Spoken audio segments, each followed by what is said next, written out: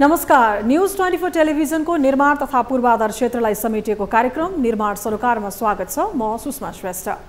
मुलुक कृषि प्रधान देश भनिए पनि अझै आत्मनिर्भर हुन सकेको छैन।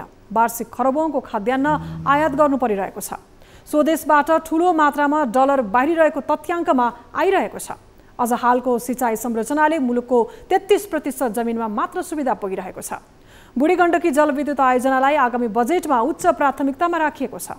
चिनिया कम्पनीलाई निर्माण गर्ने सहमति तोडिएको छ। आयोजनालाई स्वदेशी लगानीमा नै निर्माण गर्न लागि हो। लामो अवधिसम्म रोकिएको आयोजनाको निर्माण कार्यलाई सुचारू गर्न आगामी बजेटले सहयोग गर्ने भएको छ।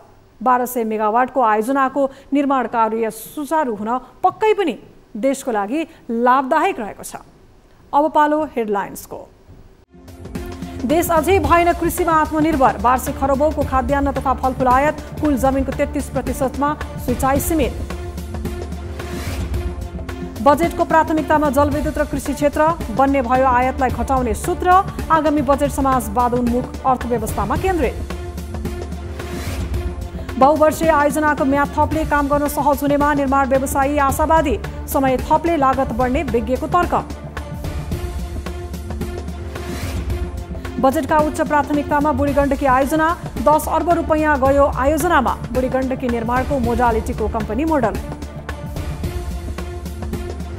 र निर्माण क्षेत्रको आर्थिक प्रगति सुस्त, राज्य निर्माण व्यवसायी मैत्री नभएको गुनासो।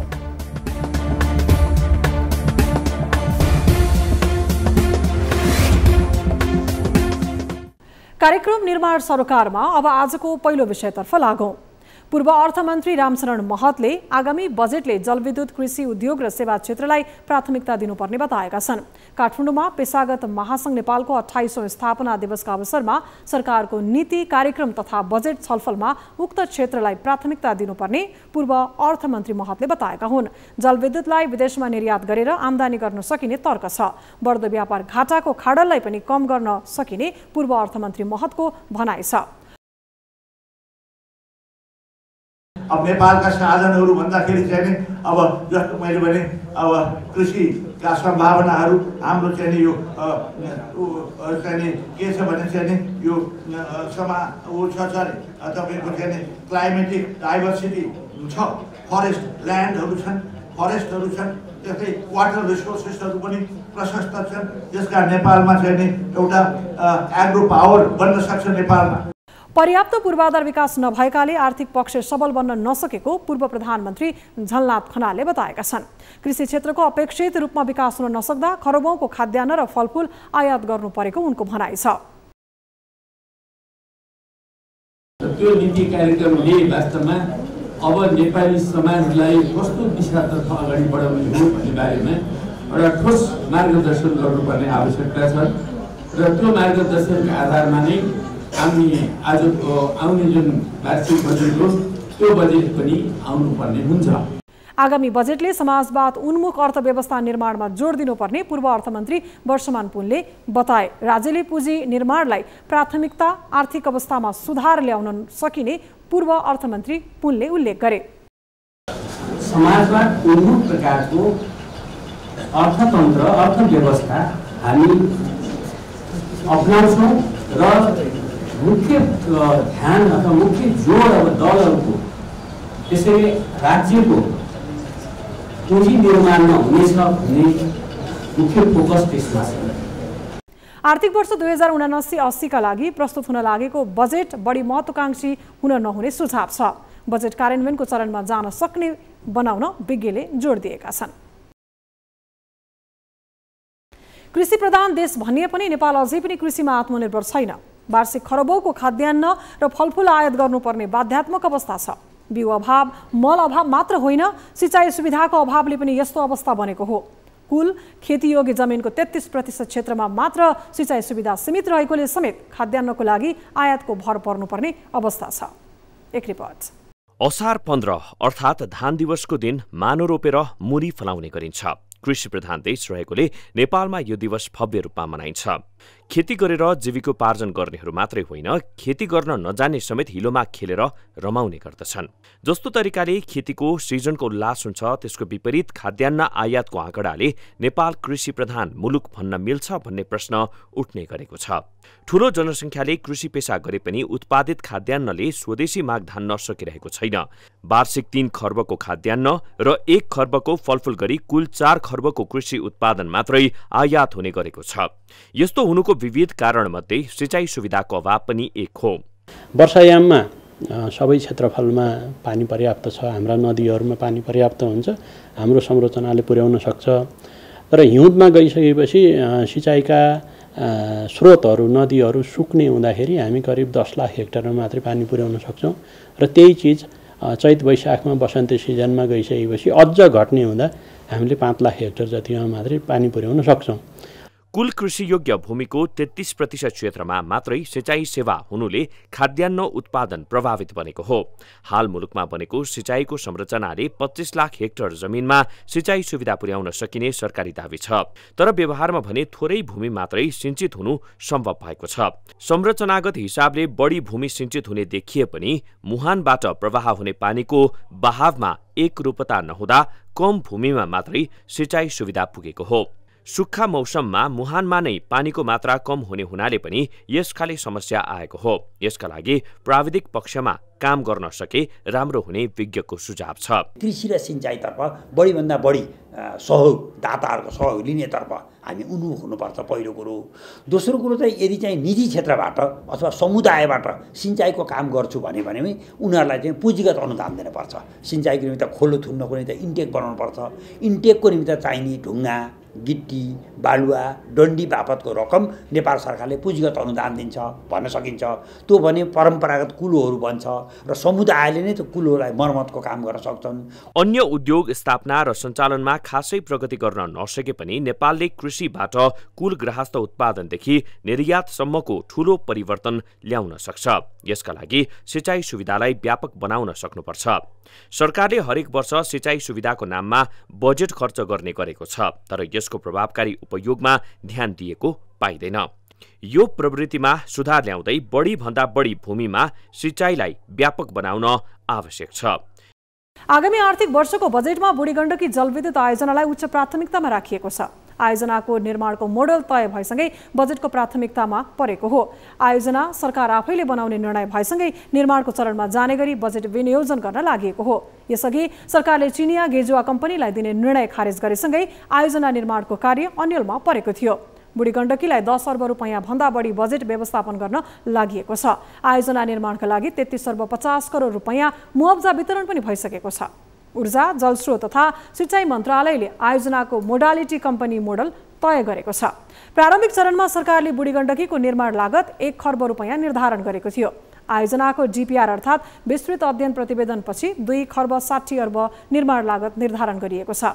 1200 मेगावाट बुढी गण्डकी जलविद्युत आयोजनाको प्रति मेगावाट 22 करोड 50 लाख रुपैयाँ लागत अनुमान गरिएको छ। स्वदेशी लगानीमा आयोजना निर्माणको तयारी गरिएको हो। सरकारले ठूला विकासका कामहरू समयमै सम्पन्न गराउने भन्दै नीति नियम बनाउने गरेको छ। तर कागजमा जति नै ठेकेदारहरूलाई कसने भने पनि अन्तिममा लचकता अपनाउँदा यी नीति कागजमा नै सीमित हुने गरेको छ। ठूला आयोजनाहरू अलपत्र पर्ने खतरा बढेको भन्दै बहुवर्षीय आयोजनाको म्याद थपिँदा निर्माण व्यवसायहरू भने उत्साहित भएका छन्। तर म्याद थप्ले आयोजनाको लागत बढ्ने खतरा रहेको भन्दै विज्ञ भने चिन्ता व्यक्त गर्छन्। एक रिपोर्ट। मुलुक विकासका लागि बहुवर्षीय आयोजनाहरूलाई प्राथमिकतामा राखिन्छ। सडक, यातायात, सिँचाइ, ऊर्जा, सूचना प्रविधि, खानेपानी, सरसफाई जस्ता 2 वर्षभन्दा बढी समय लाग्ने, 50 करोड भन्दा बढी लागत लाग्ने आयोजना पूरा होस् भन्ने सरकारको समेत अपेक्षा हुन्छ। तर विविध कारणले निर्माण व्यवसायीहरू समयमै काम सम्पन्न गर्न सक्दैनन्। यो अवस्था आउनुमा नियति भन्दा पनि नियत रहेको भन्दै विगतमा सरकारले समयमै आयोजना पूरा गर्नुपर्ने भन्दै नीतिगत रूपमै कडाई गरेको थियो। तर कोरोना महामारी लगायतका अनेक कारणले समयमै काम सक्ने अवस्था नभएको भन्दै सरकारले दोस्रो पटक बहुवर्षीय ठेक्का सम्बन्धी मापदण्ड दोस्रो पटक संशोधन समेत गर्यो। म्याद सकिन लागेका आयोजनालाई यस सरकारी निर्णयले ठूलो राहत दिएको छ। बहुवर्षीय योजनाहरू जस्तै चाहिँ हाम्रो चाहिँ अब लामो समयदेखि सम्पन्न नभएकोहरूलाई नेपाल सरकारले एकपटकको लागि भनेर तपाईको चाहिँ 1 वर्षको म्याद थप दिएको थियो। त्यो चाहिँ 2076 चाहिँ तपाईँको चाहिँ फागुनमा चाहिँ म्याथ थप 1 वर्षलाई थप भएको थियो। तर त्यो म्याथ थप भएको चाहिँ सुरु हुने बित्तिकै चाहिँ कोभिड सुरु भयो। त्यसले गर्दा हामीले त्यो काम गर्न पाएनौँ। त्यसकारण हामीले एकपटकको लागि फेरि चाहिँ यो कोभिडदेखि लिएर यो क्रोनिक प्रोजेक्टहरूको लागि चाहिँ एकपटक म्याथ थप्दाखेरि नेपाल सरकारले नै फाइदा हुने र निर्माण व्यवसायहरूले पनि काम सम्पन्न गर्ने अवसर पाउने हुनाले हामीले म्याथ थपको माग राखेका हौँ। सार्वजनिक खरिद ऐनको व्यवस्था अनुसार बहुवर्षीय आयोजनाको ठेक्का सम्बन्धी मापदण्ड बनेको थियो। मापदण्डले आयोजना तोकिएको समय, लागत र गुणस्तरमा आयोजना सम्पन्न हुने लक्ष्य राखेको थियो। तर अहिले त्यसलाई संशोधन गर्दा आयोजनाको लागतमा नकारात्मक प्रभाव पर्ने देखिन्छ। पूर्व निर्धारित समयमा आयोजना सम्पन्न नहुँदा भुक्तानीमा समस्या देखिने र तरलतामा समेत यसको प्रभाव पर्ने विज्ञको तर्क छ। यसरी पटक पटक म्याद थपिदिँदाखेरि चाहिँ नि समयावधि बढ्ने, लागत बढ्ने, मूल्य वृद्धि बढ्न जाने अनि जुन हर्जना लिनुपर्ने थियो हर्जना नलिने गरी म्याद थपिदिने सरकारले। त्यसले गर्दा यी कारणले गर्दाखेरि चाहिँ नि सरकार कमजोरी बनेको छ, निर्माण व्यवसायीहरूको हितमा म्याद थपिएको छ। अनि भनौँ न सरकारले जुन लिनुपर्ने कामहरू आयोजना समयमा पुरा हुन सक्ने अवस्था रहेन। ठूला विकास निर्माणका आयोजनाहरूको समयसीमा बढाइरहँदा नकारात्मक असर समेत पर्छ भन्ने तथ्य बेवास्ता गर्न मिल्दैन। सोही कारण निर्माण व्यवसायले पनि समयमै काम सम्पन्न गरेर म्याद थपका लागि सरकारसँग हार गुहार गर्नुभन्दा कसरी समयमा काम गर्न सकिन्छ भन्नेमा ध्यान दिन आवश्यक छ। अन्यथा आयोजनाको मिति बढाउँदै लागत बढाउने प्रवृत्ति बढ्ने जोखिम कायमै रहन्छ। निर्माण कार्य ठप्प पारेर आन्दोलनमा उत्रिएको नेपाल निर्माण व्यवसायी महासंघ र सरकार बीचको वार्ता अझै सहमतिमा पुग्न सकेको छैन। अत्यावश्यक बाहेकका निर्माण कार्य रोकेर आन्दोलनमा हुमिएका छन्। निर्माण क्षेत्रको भौतिक प्रगति उच्च देखिए पनि आर्थिक प्रगति सुस्तता देखिएको छ। समयमा भुक्तानी हुन नसक्दा थप निर्माण कार्य अघि बढाउन सकिरहेको छैन। यसपटकको निर्माण सरोकारमा हामीले नेपाल निर्माण व्यवसायी महासंघका पूर्व अध्यक्ष तथा सल्लाहकार एकशे ध्वज कार्कीसँग निर्माण क्षेत्रमा विभिन्न विषयवस्तुमा केन्द्रित रहेर छलफल गरेका छौं। प्रस्तुत छ सल्लाहकार एवं पूर्व अध्यक्षसँग गरिएको कुराकानी।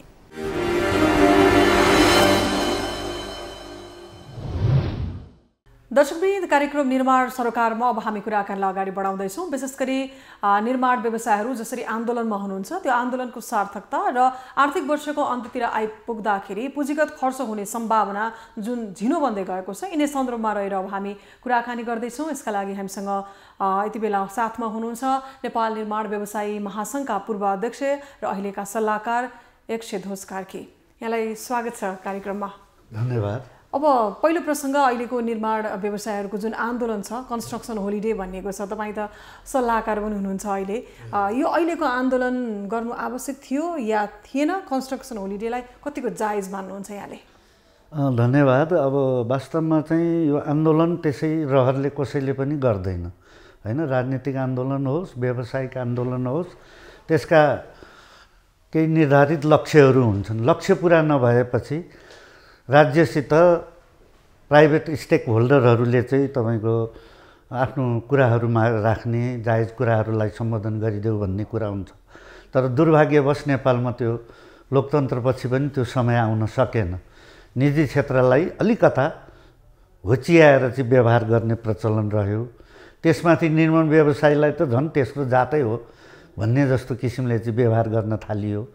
हामीले बारम्बार नेपाल निर्माण व्यवसायी महासंघले समुच्च उद्योगलाई, निर्माण व्यवसायलाई अघि बढाउने सवालमा ऐन नियम कानुनहरूमा भएका त्रुटिहरूलाई सच्याएर अझ प्रगतिशील बाटोमा जाने र प्रगति पथ निर्माण क्षेत्रलाई अगाडि बढाउने अठोट लिएका थियौँ। त्यसमा चाहिँ अब पुरा हुन नसकेपछि, हाम्रो मागहरू नसुनेपछि हैन, हामीले पनि चाहिँ अरू बाध्यतावश चाहिँ रहर नहुँदै काम गर्ने सिजन आर्थिक वर्षको करिब समाप्तितिर आइसकेको अवस्थामा बाध्यतावश हामीले चाहिँ निर्माण व्यवसायको रक्षाको लागि, राष्ट्र उत्थानको लागि, यसलाई आत्मनिर्भर बनाउनको लागि, विकास योजनाको बजेटहरू खर्च गर्नको लागि ऐन नियम कानुन परिमार्जन गर, त्यसकारण चाहिँ हामी अगाडि बढ्छौँ भनेर भनेका थियौँ। त्यो पुरा नभएपछि अब हामी आन्दोलनमा उत्रनु पर्यो र हामीले यो आन्दोलनको कडा रूप भन्दा पनि अघि यहाँले प्रश्नमा भन्नुभयो जस्तो निर्माण होलिडे अथवा कन्स्ट्रक्सन होलिडे भनेको एउटा शान्तिपूर्ण आन्दोलनको रूपमा हामीले प्रयोगको रूपमा पहिलोचोटि यसरी आइरहेको अवस्था यहाँको शान्तिपूर्ण यो आवाज भनौँ न हैन आवाज हजुर शान्तिपूर्ण आवाज शान्तिपूर्णै भए पनि सरकारले सुने कि सुनेन कतिको सकारात्मक देखियो त अहिलेको अवस्था अब सुने कि सुनेन भन्नुपर्दा पनि अहिले चाहिँ वार्ता कमिटी बनिएको छ वार्ताको टेबलमा दुवै पक्षका राज्य पक्ष र हामी निजी निर्माण व्यवसायी पक्षका महासङ्घको कुराहरू राखिएको अवस्था छ त्यो अन्तिम चरणमा छ त्यसो भएको हुनाले त्यो वार्ता कमिटीले चाहिँ भएका कुराहरू त्यसमा निचोड निस्केका हैन संक्षिप्त कुराहरूलाई सरकार समक्ष पेश गर्छ अनि सरकारले चाहिँ सकारात्मक रूपमा चाहिँ हामीलाई कमिटमेन्ट डे अनुसार चाहिँ पुरा भयो भने निर्माण होलिडे अथवा कन्स्ट्रक्सन होलिडे पनि अन्त हुन्छ। हजुर अब यहाँलाई प्रश्न गर्न चाहे जस्तो यहाँले अब यो निर्माण क्षेत्रलाई नै आफ्नो काम बनाएर अगाडि बढ्नुभयो यसमै तपाईँको सिकाइदेखि लिएर जीवनको अनुभव नै यही भयो तपाईँ नेपाल निर्माण व्यवसाय सङ्घमा सदस्य भएदेखिको तपाईँले अध्यक्षता पनि नेतृत्व पनि गर्नुभयो अहिले सल्लाहकार पनि हुनुहुन्छ यति लामो समय भइसक्यो यो अनुभवलाई भन्ने हो भने अहिलेसम्म विशेष खास समस्याहरू चाहिँ निर्माण व्यवसायहरूलाई परेको के देख्नु भएको छ? पहिलो कुरो त एटिच्युड हो सरकारी पक्षको ब्युरोक्रेसीको हैन प्रशासन संयन्त्रको राजनीतिक संयन्त्रको राजनीतिक पार्टीहरूको एटिच्युड अथवा त्यसको चाहिँ यो पेसालाई हेर्ने दृष्टिकोण नै फरक छ। कुनै एउटा पार्टी विशेष होइन समग्र राजनीतिकै अब अलिअलि फरक होला पार्टीमा पनि फरक त हुन्छ नि त हैन अलिअलि किन फरक हुन्छ भने पार्टीको चाहिँ लिडर कस्तो बन्छ त्यो अर्गनाइजिङ अथवा त्यसको चाहिँ एक्जिक्युटिभ कमिटी कस्तो बन्छ हैन त्यो कमिटीले पनि कसरी हेर्छ यसलाई भन्ने कुरा हो सबैले सधैँ सबै नेगेटिभ हुन्छ भन्ने कुरा होइन तर दुर्भाग्य भनौँ हाम्रो नेपालमा चाहिँ निर्माण व्यवसायलाई हेर्ने दृष्टिकोण नै सुरुदेखि नेगेटिभ रह्यो अथवा यसलाई चाहिँ राम्रो दृष्टिकोणले हेरिएन त्यो भएर हाम्रो सुरुदेखि म त फन्डिङ मेम्बर पनि हुँ हामीले ऐन नियम कानुन चाहिन्छ भनेर भन्दै आएका हौँ त्यही अनुसार चाहिँ निर्माण व्यवसाय 2055 आयो निर्माण व्यवसाय नियमावली 2056 म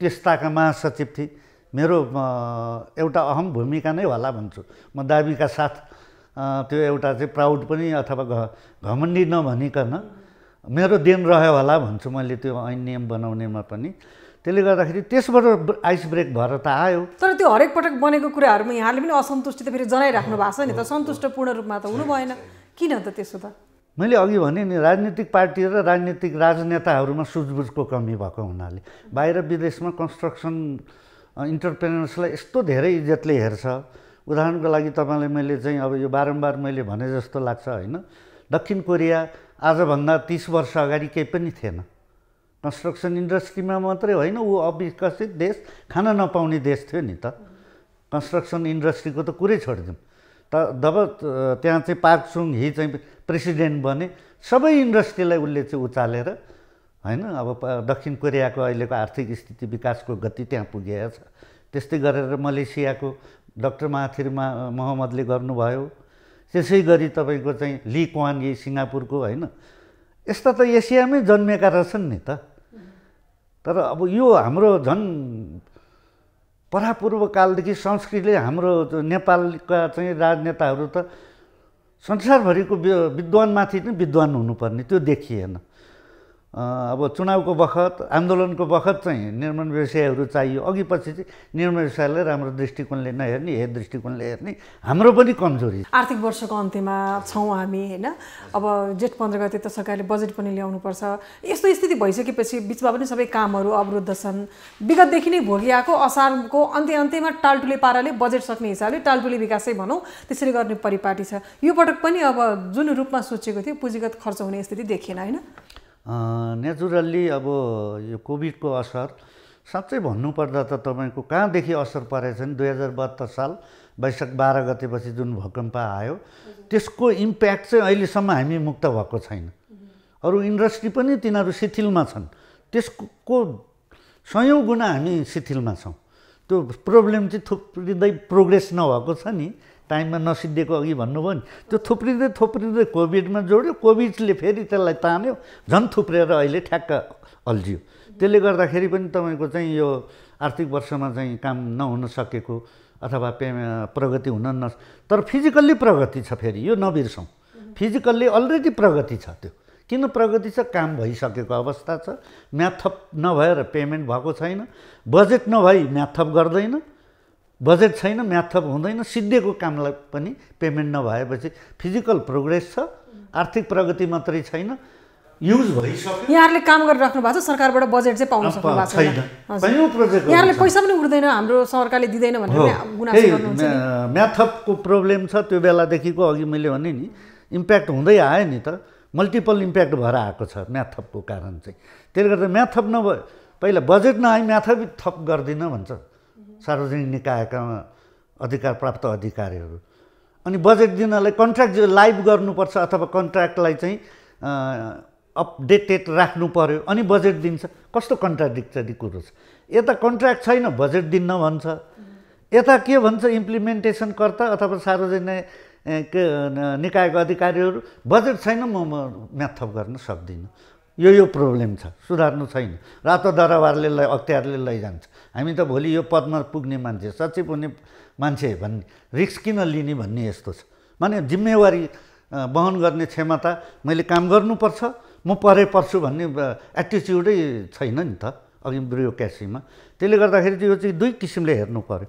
एक किसिमले चाहिँ यो अन्तिममा चाहिँ तपाईँको यहाँले भनेको केही त्यो सीमित छ, त्यो तालटोले बर्खामा बजेट सिद्ध्याउने, त्यो इन टर्म्स अफ पर्सेन्टेज हेर्नु हो भने थोरै हुन्छ, कसैको अर्को साल पैसा नहुने हुन्छ, जसरी पनि गर्ने। अब त्यो कमजोरी हो, सम्बन्धित निकायको कमजोरी हो, त्यसरी नगर्नुपर्छ। हामीले त्यसो नगर भनेको छौँ महासङ्घले, निम्न व्यवसायी महासङ्घले यस्तो कामहरू नगराउनुहोस्, कन्ट्र्याक्टर दोषी रहन्छ।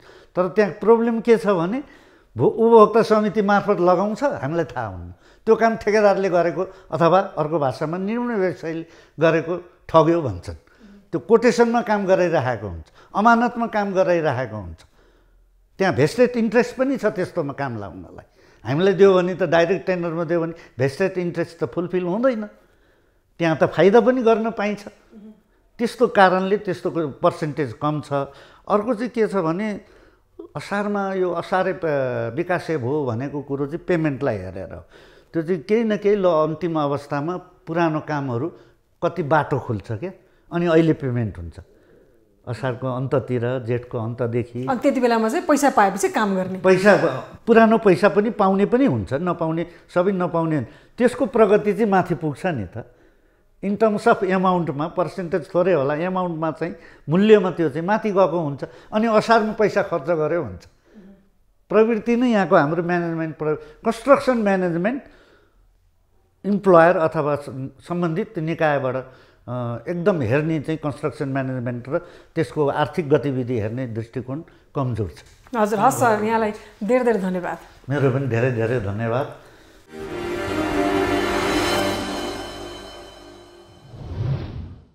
आजको लागि कार्यक्रम निर्माण सरोकार यति नै। तपाईको आफ्नो स्थानीय क्षेत्रमा भएका विकास निर्माण तथा निर्माण क्षेत्रका विषयमा कुनै पनि गुनासो तथा समस्याहरू छन् भने हामीलाई सम्पर्क गर्न सक्नुहुनेछ।